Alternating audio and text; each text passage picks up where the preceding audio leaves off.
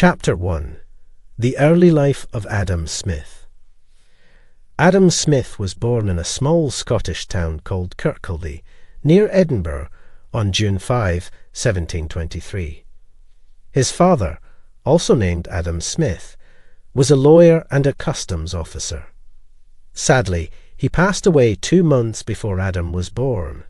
His mother, Margaret Douglas, raised young Adam by herself. As a child, Adam was very curious and loved to read books. He was especially interested in history, science, and philosophy.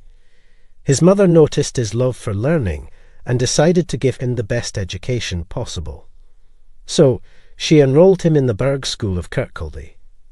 This was a well-known school in Scotland, where Adam studied subjects like Latin, mathematics, and writing.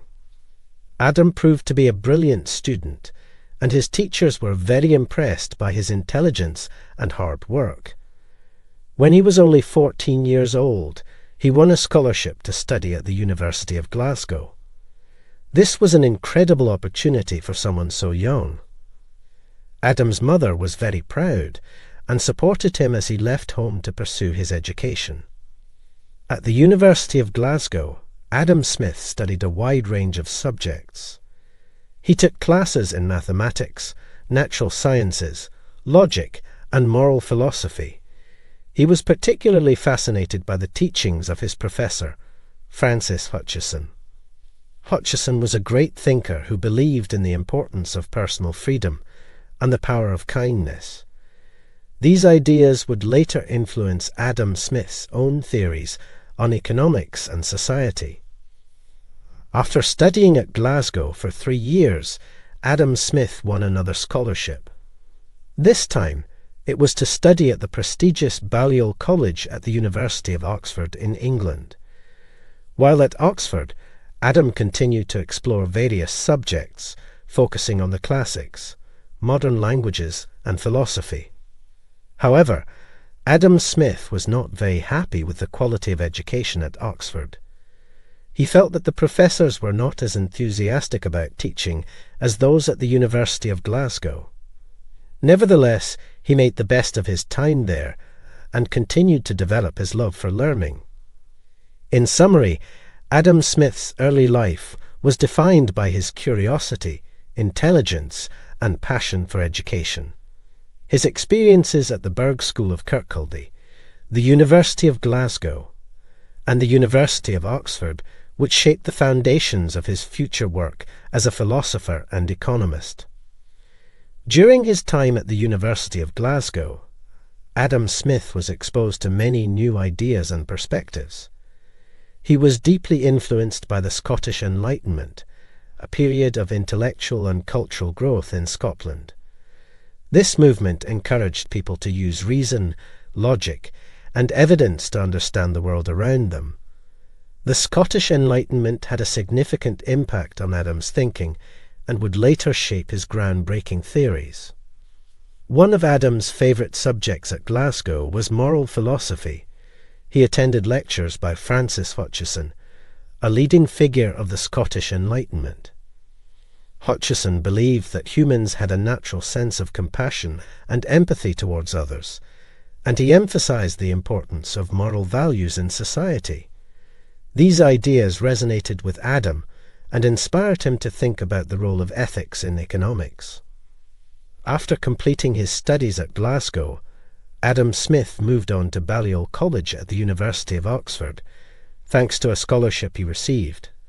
However, his experience at Oxford was not as fulfilling as he had hoped. He found the teaching methods to be outdated and the professors to be less engaging than those at Glasgow. Despite these challenges, Adam made the most of his time at Oxford and continued to expand his knowledge. While at Oxford, Adam spent a lot of time in the library, reading about different subjects and deepening his understanding of various topics. He developed a strong interest in the works of philosophers such as David Hume and John Locke, as well as political thinkers like Montesquieu. These thinkers would have a lasting impact on Adam's ideas about individual freedom, government, and the role of the market in society. Adam Smith's time at both Glasgow and Oxford allowed him to develop a strong intellectual foundation. Although he faced some challenges at Oxford, he remained dedicated to his education and continued to learn from a variety of sources. His exposure to the Scottish Enlightenment and influential thinkers helped shape his views on morality, economics, and the role of the individual in society. These experiences would later inform his groundbreaking works, The Theory of Moral Sentiments and The Wealth of Nations. After completing his studies at the University of Oxford, Adam Smith returned to Scotland in 1746. He was now 23 years old and eager to start his career. Adam's reputation as a brilliant thinker had already spread among the intellectual circles in Scotland, and he was soon offered a position as a public lecturer in Edinburgh. He accepted the offer and began giving lectures on various subjects, including rhetoric, literature, and economics. Adam Smith's lectures were well received, and he quickly gained a reputation as an engaging and knowledgeable speaker. His audience included many prominent members of Scottish society, and his ideas began to influence the way people thought about economics and human behaviour. In 1751, at the age of 27, Adam was offered a prestigious position as a professor of logic at the University of Glasgow. He eagerly accepted the position and moved back to the city where his intellectual journey had begun. A year later, he was promoted to the chair of moral philosophy, a position previously held by his mentor, Francis Hutcheson. As a professor, Adam Smith continued to explore his interests in ethics, human behaviour, and economics. He was an inspiring teacher, and his students admired his passion for learning and his ability to explain complex ideas in simple language. He encouraged his students to think critically, question established beliefs, and use evidence to support their ideas. During his time as a professor, Adam began working on his first major book, The Theory of Moral Sentiments. Published in 1759, this work explored the nature of morality and the role of empathy in human behaviour. The book was well received and further established Adam Smith as a leading thinker of his time. In 1764, Adam Smith received an opportunity to travel as the private tutor of the young Duke of Buccleuch. This allowed him to explore Europe, meet other intellectuals, and learn about different economic systems. The experience had a profound impact on his thinking, and it laid the groundwork for his magnum opus, The Wealth of Nations. In conclusion, Adam Smith's early career in Scotland played a significant role in shaping his ideas and theories. His experiences as a public lecturer, a professor at the University of Glasgow, and a private tutor allowed him to deepen his understanding of economics, human behaviour, and morality. These experiences would later inform his most famous works and cement his status as the father of modern economics. Chapter 2. The Theory of Moral Sentiments. The Theory of Moral Sentiments, published in 1759, was Adam Smith's first major work. In this book, he explored the nature of morality, human behaviour, and the role of emotions in shaping our moral judgments. Although Adam Smith is best known for his economic theories, the theory of moral sentiments provided important insights into his views on human nature and ethics.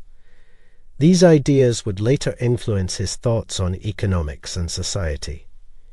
The main theme of the theory of moral sentiments is the idea that our moral judgments are based on our ability to empathize with others.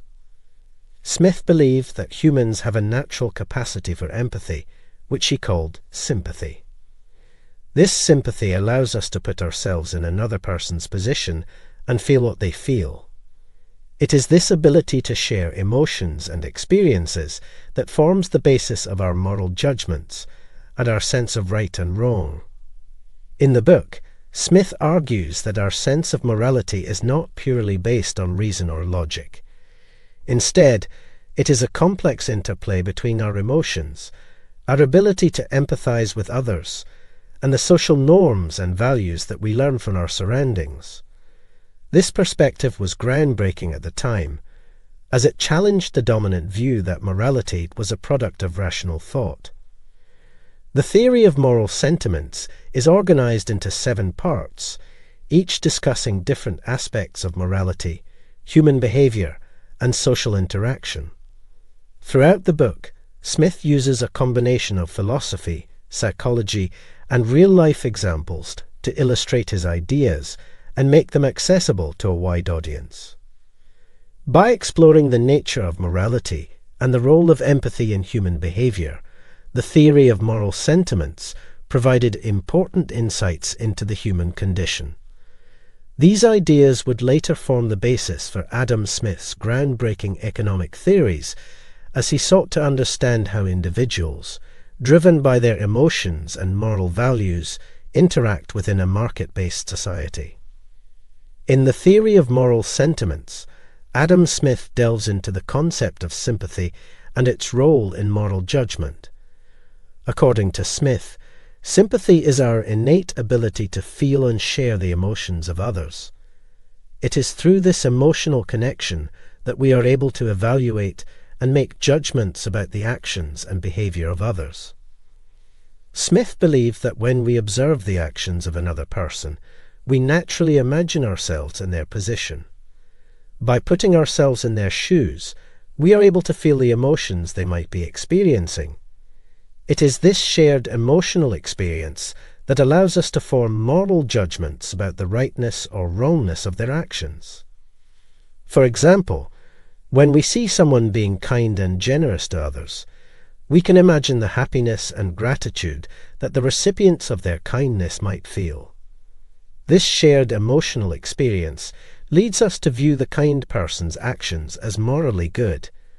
Conversely, when we see someone causing harm or pain to others, we can imagine the suffering and distress that their actions might cause. This emotional connection makes us view their actions as morally wrong. According to Smith, our ability to sympathize with others is not limited to people we know personally. We can also sympathize with strangers or even fictional characters. This capacity for empathy and emotional connection is a crucial aspect of our social nature and plays a central role in shaping our moral judgments. In addition to sympathy, Smith also argued that our moral judgments are influenced by societal norms and values. We learn these norms from the people around us, and they help shape our understanding of what is morally right and wrong. These norms can vary between different cultures and societies, leading to different moral values and judgments. However, Smith believed that there were certain universal moral principles that all humans share. These principles are rooted in our ability to empathize with others and form the foundation of our moral judgments. In summary, Adam Smith's The Theory of Moral Sentiments argues that our moral judgments are based on our ability to sympathize with others and share their emotions. This capacity for empathy, combined with the social norms and values we learn from our environment, forms the basis of our understanding of morality and guides our judgments of right and wrong. In The Theory of Moral Sentiments, Adam Smith also discusses the importance of virtues and their role in shaping individual behavior and society as a whole. He believed that moral virtues are crucial for maintaining social harmony and fostering cooperation among people. According to Smith, virtues can be divided into 2 categories, personal and social. Personal virtues are qualities that individuals possess for their own benefit, such as prudence, self-control, and wisdom. These virtues help individuals make wise decisions, avoid harmful actions, and lead a fulfilling life. On the other hand, social virtues are qualities that individuals possess for the benefit of others and society as a whole. These virtues include benevolence, justice, and compassion. By practicing social virtues, individuals can contribute to the well-being of others and help maintain social harmony. Smith argued that the practice of virtues is closely connected to our ability to sympathize with others. When we are able to empathize with the emotions and experiences of others, we are more likely to act in ways that are beneficial to them and to society as a whole. This emotional connection motivates us to practice virtues and uphold moral standards. The role of society in shaping our moral values and virtues is also emphasized in the theory of moral sentiments. Smith believed that individuals are not born with a fixed set of moral values. Rather, they learn and develop these values through social interactions and experiences.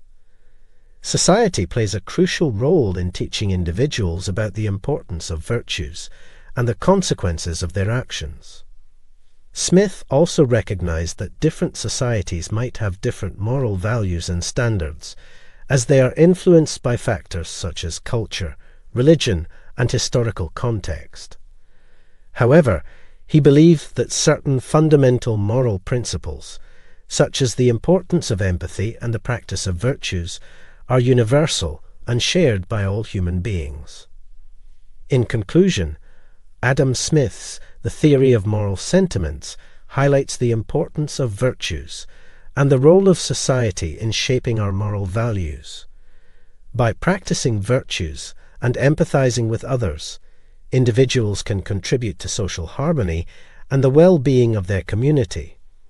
This understanding of morality and human behavior would later influence Smith's economic theories as he sought to explore the ways in which individuals interact within a market-based society. Chapter 3.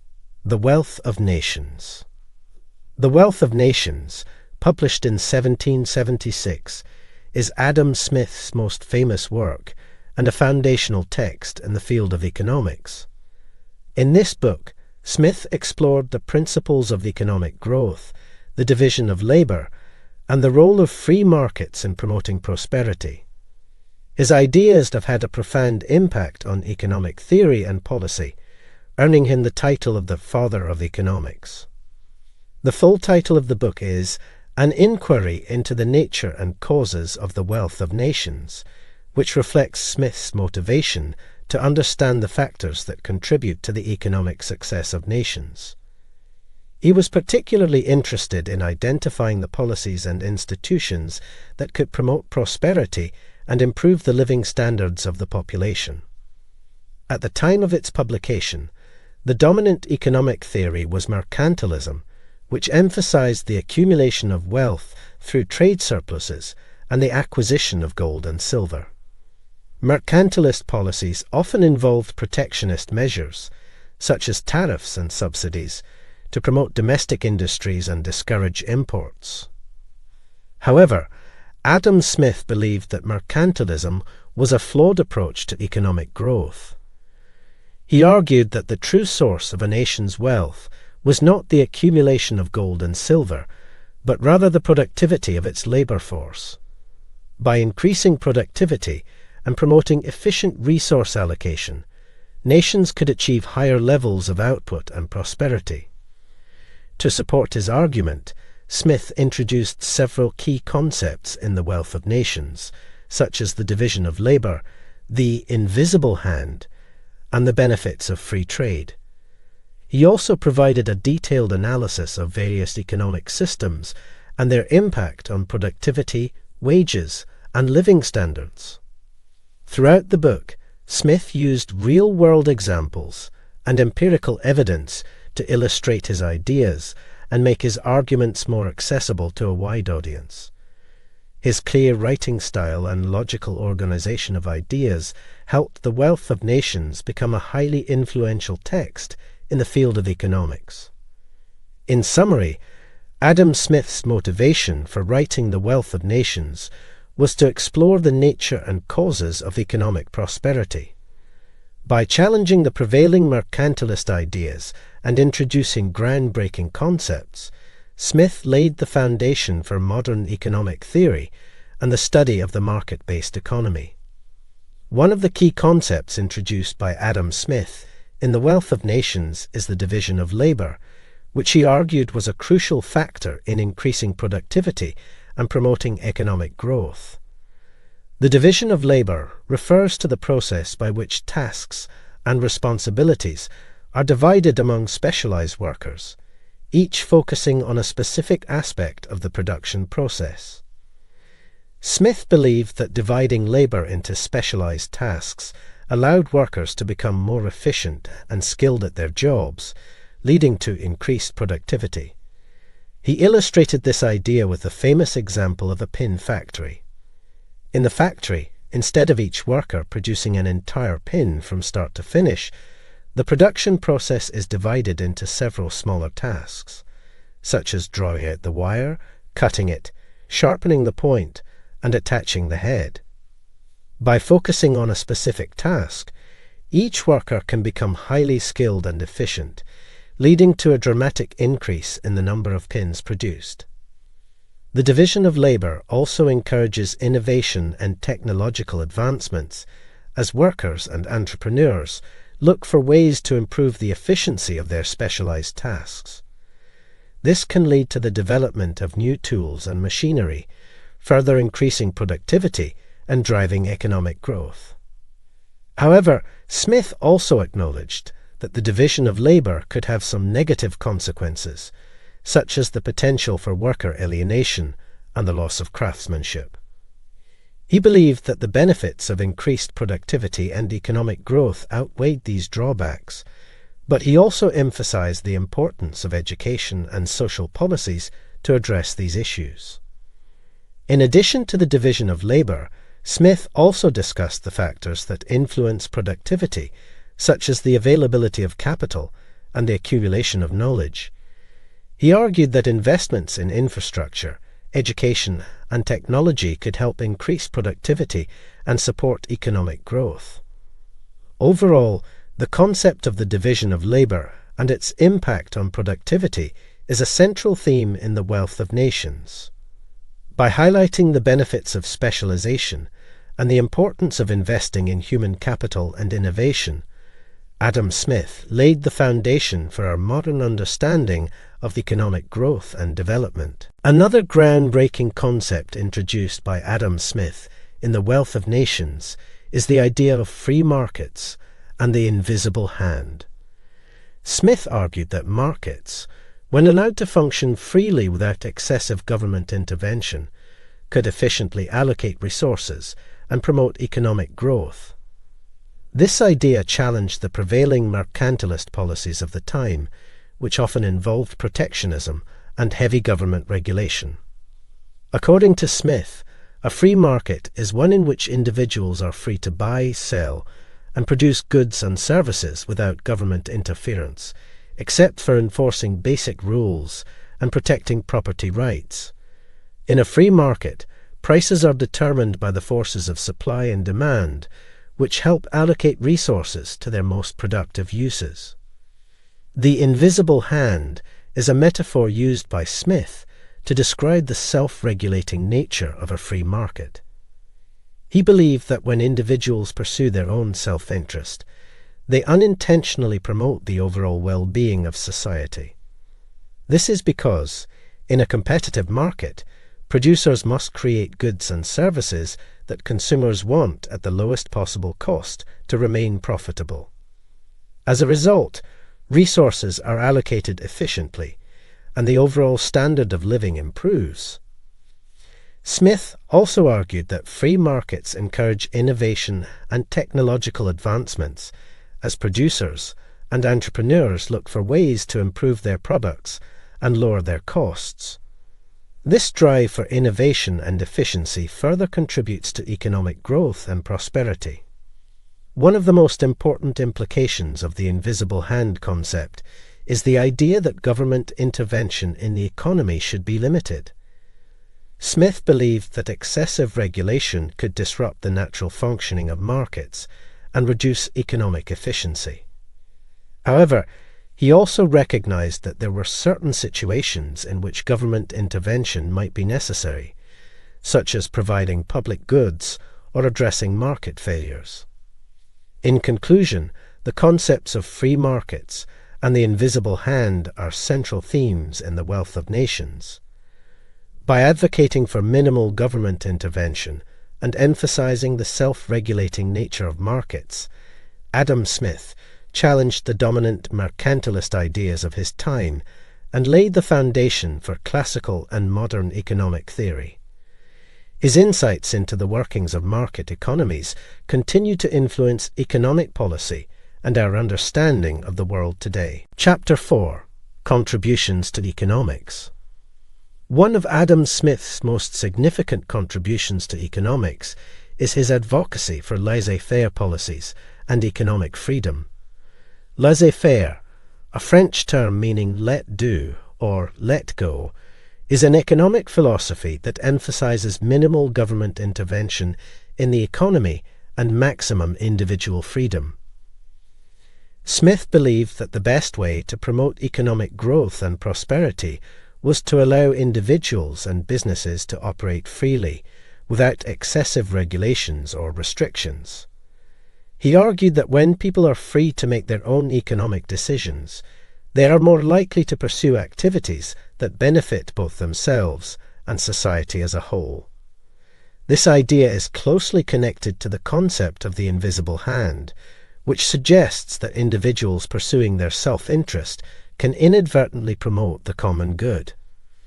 By promoting economic freedom, Smith argued that markets would be more efficient, innovative, and responsive to consumer needs. Producers would have the freedom to adapt to changing market conditions, experiment with new technologies, and enter new markets. Similarly, consumers would have the freedom to choose from a wider variety of goods and services, leading to increased competition and lower prices. Smith's advocacy for laissez-faire policies and economic freedom also extended to international trade. He was a strong proponent of free trade, arguing that it would promote global economic growth and efficiency. By eliminating trade barriers and allowing the free flow of goods and services, countries could specialize in the production of goods in which they have a comparative advantage, leading to increased productivity and wealth for all. However, Smith did not argue for complete absence of government involvement in the economy. He recognized that there were certain situations where government intervention was necessary, such as providing public goods, enforcing laws, and addressing market failures. He also believed that governments had a role in ensuring a basic level of education and social welfare for their citizens. In summary, Adam Smith's advocacy for laissez-faire policies and economic freedom has had a lasting impact on the field of economics and the way we think about markets and government intervention. By emphasizing the importance of individual freedom and the self-regulating nature of markets, Smith helped lay the foundation for classical and modern economic theory, as well as shaping economic policy around the world. While Adam Smith was a strong advocate for laissez-faire policies and economic freedom, he also recognized the importance of a well-functioning state in ensuring the overall health and prosperity of an economy. In The Wealth of Nations, he outlined several key roles that the state should play in order to support economic growth and maintain a stable and just society. Protection of property rights. Smith believed that one of the primary responsibilities of the state was to protect the property rights of its citizens. This includes the enforcement of contracts, the prevention of theft and fraud, and the establishment of a fair and impartial legal system. Secure property rights are essential for encouraging investment, innovation, and economic growth, as they provide individuals with the confidence that their assets will be protected. Provision of public goods.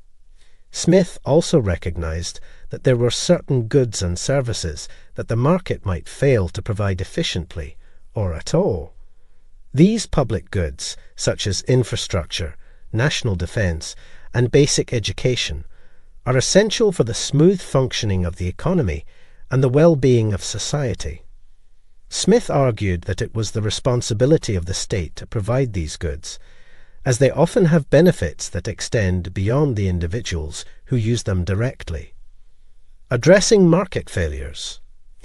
In addition to providing public goods, Smith acknowledged that there were situations where markets might fail to allocate resources efficiently, and government intervention might be necessary. Examples of market failures include monopolies, externalities, and asymmetric information. In these cases, government policies such as regulations, taxes, or subsidies can help correct market failures and improve overall economic efficiency. Redistribution of wealth. While Smith believed in the power of markets to generate wealth and prosperity, he also recognized that they could lead to significant income inequalities. He argued that the state had a role in addressing these inequalities through the provision of social welfare programs and progressive taxation.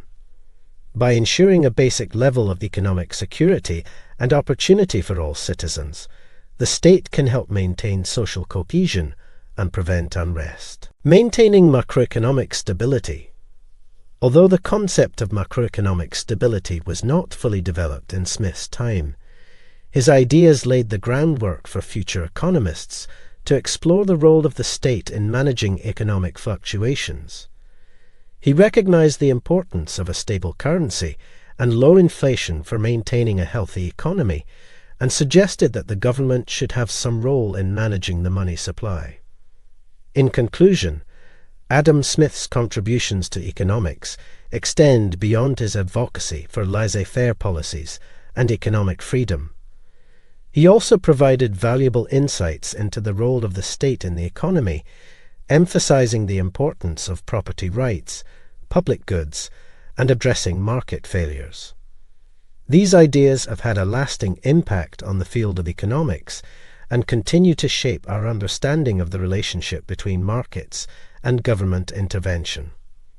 Adam Smith's insights into international trade and the concept of comparative advantage have played a critical role in shaping modern economic theory and global trade policies. In The Wealth of Nations, he emphasized the benefits of free trade and specialization, arguing that countries should focus on producing goods and services in which they have a relative advantage over others. Smith's ideas on international trade were based on the principle of absolute advantage, which states that a country should specialize in producing goods and services that it can produce more efficiently than other countries. By specializing in areas where they have an absolute advantage, countries can increase their overall productivity and trade the surplus with other nations, leading to higher levels of wealth and prosperity for all. However, Smith's ideas on absolute advantage laid the groundwork for the development of the more advanced concept of comparative advantage by David Ricardo. Comparative advantage states that even if a country does not have an absolute advantage in any good or service, it can still benefit from trade by specializing in the production of goods and services where it has the lowest opportunity cost compared to other nations. The concept of comparative advantage highlights the importance of specialization and the benefits of trade among nations, even when one country is more efficient in the production of all goods. By engaging in international trade and focusing on their areas of comparative advantage, countries can allocate resources more efficiently, achieve greater economies of scale, and ultimately improve the well-being of their citizens. Smith's ideas on international trade and comparative advantage have had a profound impact on economic theory and policy. They provided the intellectual foundation for the liberalization of trade barriers and the establishment of global trade agreements, such as the General Agreement on Tariffs and Trade, GATT, and the World Trade Organization, WTO. These agreements have promoted economic growth, reduced poverty, and fostered greater cooperation among nations. In conclusion, Adam Smith's contributions to the understanding of international trade and comparative advantage have played a significant role in shaping modern economic theory and global trade policies. His ideas emphasize the importance of specialization and the benefits of free trade, ultimately paving the way for a more interconnected and prosperous global economy. Chapter 5. Critiques and Debates. Although Adam Smith's ideas have had a profound impact on the field of economics and continue to influence economic policy around the world, they have not been without their critics. Over the years, various aspects of Smith's theories have been questioned, challenged, and debated by economists and thinkers from different schools of thought. Some of the main criticisms of Smith's theories include the labor theory of value. Smith's labor theory of value, which suggests that the value of a good is determined by the amount of labor required to produce it, has been criticized for oversimplifying the complex process of value determination. Critics argue that the value of a good is also influenced by factors such as scarcity, utility, and consumer preferences. The labor theory of value has been largely superseded by the subjective theory of value, which emphasizes the role of individual preferences and marginal utility in determining value. The invisible hand and market efficiency. While the concept of the invisible hand has been widely embraced by proponents of free markets, critics argue that it is overly simplistic and does not account for various market failures and inefficiencies. They contend that markets are not always self-correcting, and that government intervention may sometimes be necessary to address issues such as monopolies, externalities, and information asymmetries. The division of labor and alienation. Smith's emphasis on the division of labor and specialization has been criticized for its potential negative impact on workers, particularly in terms of alienation and the loss of craftsmanship. Critics, such as Karl Marx, argue that the division of labor can lead to dehumanizing work conditions, as workers are reduced to repetitive tasks and lose the sense of fulfillment and pride that comes from creating a finished product. Inequality and social justice. Some critics argue that Smith's theories, particularly his advocacy for laissez-faire policies and economic freedom, have contributed to growing income inequality and social injustice. They contend that unfettered markets can lead to a concentration of wealth and power in the hands of a few, while leaving many others behind. These critics advocate for more robust government intervention in the economy, including progressive taxation, social welfare programs, and labor protections. Despite these criticisms, Adam Smith's ideas and theories continue to be influential and relevant in the field of economics. His work has laid the foundation for much of modern economic thought and has inspired countless economists and thinkers to explore, challenge, and refine his ideas. The ongoing debates surrounding Smith's theories reflect the dynamic nature of the discipline and contribute to our understanding of the complex interactions between markets, governments, and individuals. Adam Smith's theories and ideas have played a significant role in shaping the modern economic system of capitalism. As such, the debates surrounding his work often extend to broader discussions about the merits and drawbacks of capitalism as a whole. These debates involve various perspectives, with some advocating for the benefits of capitalism, while others criticize its shortcomings and argue for alternative economic systems. Proponents of capitalism often cite its ability to generate wealth, promote innovation, and improve the overall standard of living. They argue that the competitive nature of free markets encourages businesses to be more efficient, develop new products and services, and invest in technological advancements. This, in turn, leads to increased productivity, economic growth, and a higher quality of life for society as a whole. Additionally, advocates of capitalism point to its emphasis on individual freedom and personal choice. They argue that by allowing people to make their own economic decisions, capitalism fosters creativity entrepreneurship, and self-determination. This freedom, they contend, is essential for both personal fulfillment and the overall progress of society. However, critics of capitalism raise several concerns, including income inequality, environmental degradation, and the exploitation of workers.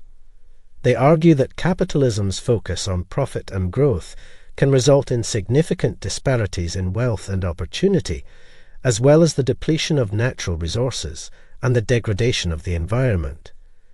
These critics often advocate for more government intervention and regulation to address these issues and promote a more equitable and sustainable economic system. Some opponents of capitalism also argue that it can lead to the commodification of human relationships and a focus on materialism over more meaningful aspects of life. They contend that the competitive nature of capitalism encourages selfishness and individualism, rather than cooperation and solidarity. The debate over capitalism is complex and multifaceted, reflecting the diverse range of perspectives and values within society. While Adam Smith's theories have been instrumental in shaping the capitalist system, the ongoing discussions about its merits and drawbacks demonstrate the need for continued exploration, reflection, and dialogue about the best way to organize our economies and societies. Over the years, Adam Smith's work has been subject to various interpretations and adaptations by modern economists and thinkers. As the discipline of economics has evolved, scholars have revisited Smith's ideas and theories, re-examining them in light of new insights and perspectives. These modern interpretations often involve re-evaluating Smith's work through the lens of contemporary economic theories, as well as applying his ideas to new and emerging economic issues.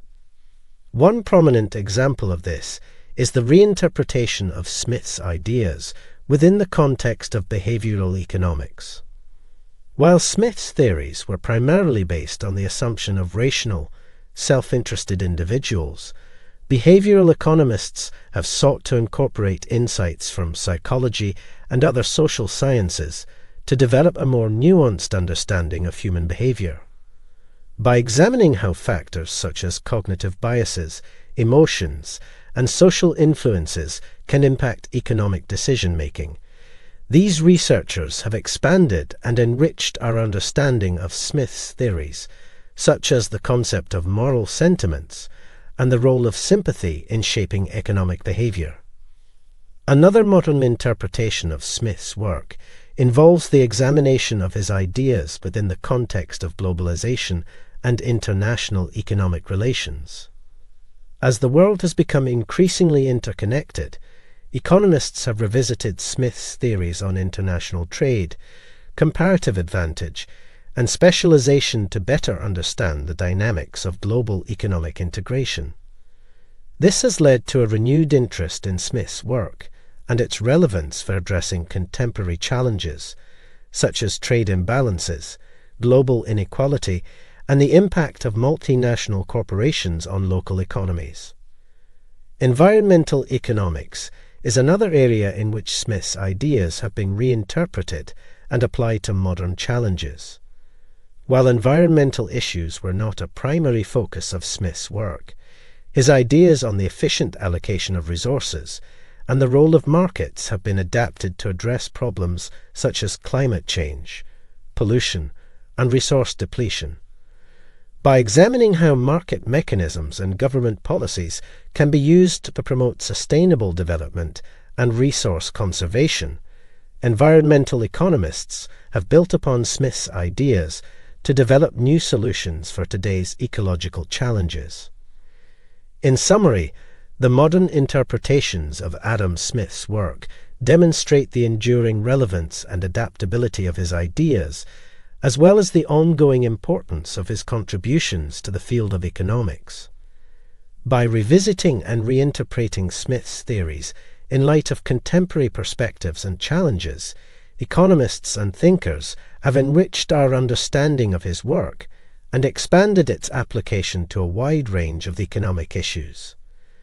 These ongoing dialogues and debates surrounding Smith's ideas reflect the dynamic nature of the economics as a discipline and contribute to our ongoing quest for knowledge and understanding. Chapter 6. Adam Smith's Legacy. Adam Smith's work, particularly The Wealth of Nations and the Theory of Moral Sentiments, has left a lasting impact on the field of economics and has influenced generations of economists and thinkers. His ideas have shaped the way we understand markets, human behavior, and the role of government in the economy. In this chapter, we will explore some of the ways in which Smith's ideas have influenced economic thought and how his legacy continues to be relevant today. One of the most significant contributions of Adam Smith to economic thought was the development of classical economics, a school of thought that emphasizes the importance of free markets, competition, and individual choice. Smith's ideas laid the groundwork for the theories and principles of classical economists such as David Ricardo, Thomas Malthus, and John Stuart Mill. These thinkers expanded upon Smith's ideas, refining and building upon his theories in order to develop a comprehensive understanding of economic behavior and the workings of the market. Smith's concept of the invisible hand, which suggests that markets are self-regulating and efficient when left to their own devices, has become a cornerstone of modern economic thought. This idea has been central to the development of neoclassical economics, a school of thought that seeks to explain economic behavior through the lens of rational, self-interested individuals. The invisible hand concept has also been influential in shaping economic policies, with many governments adopting laissez-faire principles and market-oriented reforms in an effort to promote growth and prosperity. In addition to his impact on classical and neoclassical economics, Smith's ideas on moral sentiments and the role of sympathy in human behavior have influenced the development of behavioral economics. By recognizing the importance of emotions and social influences in shaping economic decisions, Smith's work has laid the foundation for a more nuanced understanding of human behavior that goes beyond the simplistic assumption of rational self-interest. Furthermore, Smith's theories on international trade and comparative advantage have had a lasting impact on the way we understand global economic relations. His ideas have been instrumental in shaping trade policies and promoting the liberalization of trade barriers, ultimately leading to a more interconnected and prosperous global economy. In conclusion, Adam Smith's legacy is deeply ingrained in the field of economics, with his ideas continuing to influence the way we understand markets, human behavior, and the role of government in the economy. His contributions to economic thought have laid the foundation for the development of various schools of thought and have shaped the direction of economic policy for centuries. As we continue to grapple with the complex challenges of our modern world, the insights and wisdom of Adam Smith's work remain as relevant and important as ever. Adam Smith's work has played a pivotal role in the creation of modern economics as a discipline. By synthesizing various ideas and insights from his time, he developed a comprehensive framework for understanding the economy and its various components. This framework, rooted in the principles of free markets, individual choice, and the division of labor, has laid the foundation for much of modern economic theory and practice. In this part of the chapter, we will explore how Smith's work has contributed to the creation of modern economics.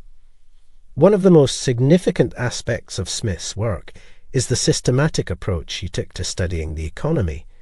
Before Smith, economic thought was often fragmented, with ideas and theories scattered across various disciplines such as philosophy, politics, and history. In The Wealth of Nations, Smith brought together these diverse insights to create a unified and coherent theory of how economies function.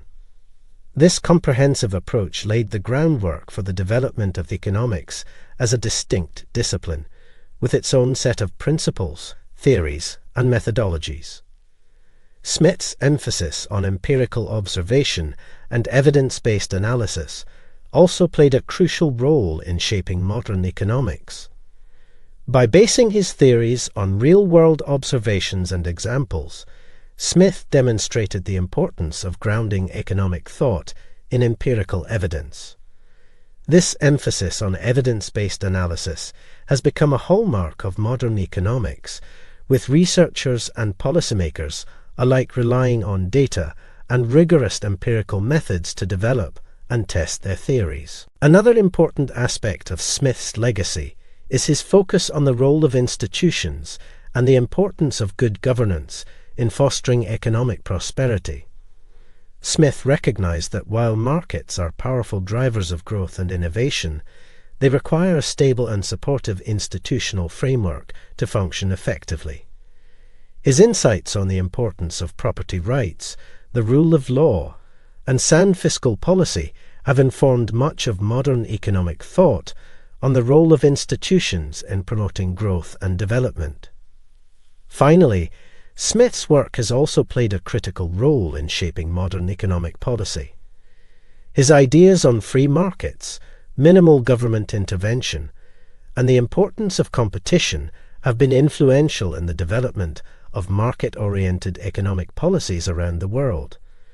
While the extent to which governments should intervene in the economy remains a subject of ongoing debate, Smith's work has undoubtedly played a central role in shaping our understanding of the benefits and limitations of market-based approaches to economic management. In summary, Adam Smith's legacy has been instrumental in the creation of modern economics as a discipline. His work has laid the foundation for many of the theories and principles that underpin contemporary economic thought, and his emphasis on empirical analysis and evidence-based policy making continues to inform the practice of economics today. As we navigate the complex economic challenges of the 21st century, the wisdom and insights of Adam Smith remain as relevant and influential as ever. Adam Smith's work has left an indelible mark on the world we live in today. His ideas have not only shaped the field of economics, but have also had a profound impact on the way we think about markets, government, and society more broadly. In this part of the chapter, we will explore some of the ways in which Smith's ideas continue to influence our world and the challenges we face. One of the most visible aspects of Smith's impact on today's world is the prevalence of market-based economies. Smith's ideas on the power of free markets, competition, and individual choice have inspired countries around the world to adopt market-oriented economic systems.